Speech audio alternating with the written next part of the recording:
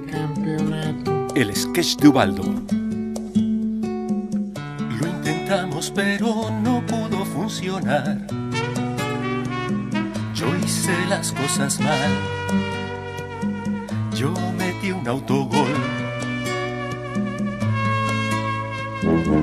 Prometimos que íbamos a ir por el B y jugaría en el Tri. Que lo olvides mejor, que no me busquen, que no me llamen. Estoy seguro, ya valió más para entrar en liguilla. ¿Qué voy a hacer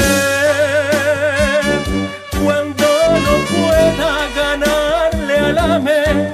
¿Qué voy a hacer? Sería muy tonto hacerme ilusiones que llegaré. No hay manera de ir a la fiesta, no asistiré. Y lloraré cuando yo mire campeón a otro. Sí lloraré.